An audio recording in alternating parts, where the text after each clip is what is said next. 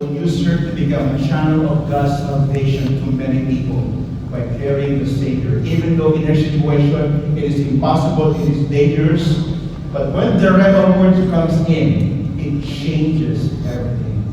Amen. Get the Logos, read the Logos, because the Rhema word will never contradict the Logos, the revealed word. But God, the Holy Spirit, would remind us of the Logos word and would become a Rhema word, a spoken word, a word that God specifically speaks to our spirits. Amen. How many of you here, I'm just curious, have actually experienced a Rhema word from God? I hope that all of you, will see that because He does speak, especially in the moments that you are being battle tested. You know what to do, and it will just resonate in your spirits. Faith needing the Word of God. So how this word or this sword needs to be used?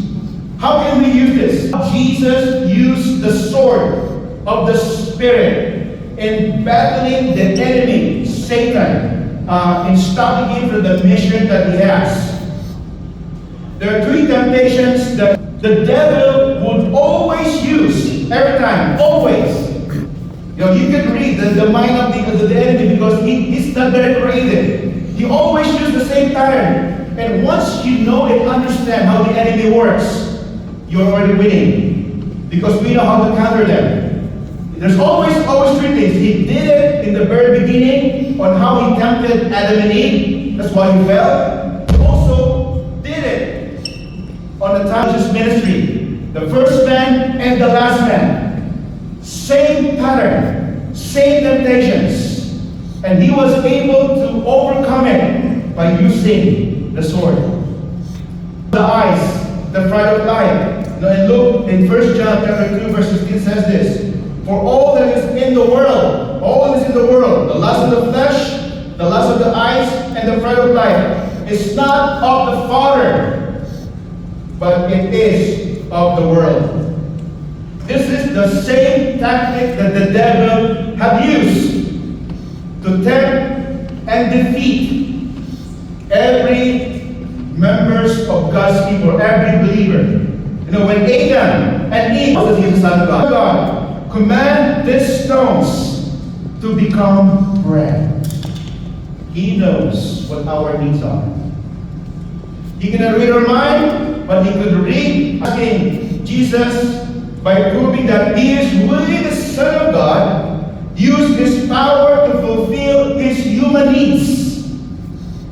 Lord, and he said, it is written, every word that comes out from the mouth of the city. Set him up on the pinnacle of the temple and said to him, if you are the Son of God, not everything again. Don't try to question. Verse 8 to 9 says this. Again, the devil took him up on an exceedingly high mountain and showed him all the kingdom of the world and their glory. And he said to him, all these things I will give you if you will fall down and worship me. The devil, being the prince of this world, is using his power and his appeal to give everything that Jesus could ever want to replace his allegiance before God. It is the pride of life. All of us, as people, we want to succeed, we want status, we want fame and fortune, because we have this state of validation and acceptance that I need to reach a certain level of success with God. Amen. Hallelujah. He used the sword to attack this devil and cut out his lies. How can we apply this word in our lives? I will not accept fame and fortune if this will cause me to be away from my God. What is the point of having the Christian and be able to separate what is right and what is wrong?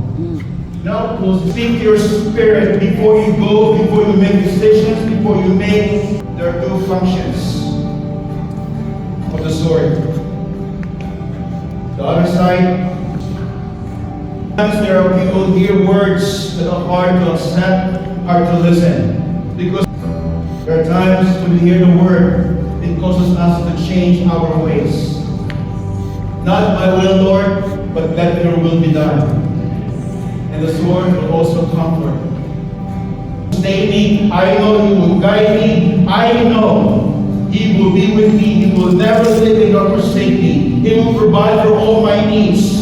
He will cause salvation to come into my household. And even though at times my family doesn't want to go for the Lord, they don't want to live the faith that I believe with, but I am proclaiming the word of God, the sword of God, in Acts 16:31, that says, if I believe, me and my household shall be saved. Hallelujah. Hallelujah. I will use the sword to attack the lies of the enemy, to cut the chains, to break the chains, so that I can live free. Let's all lift our hands this morning.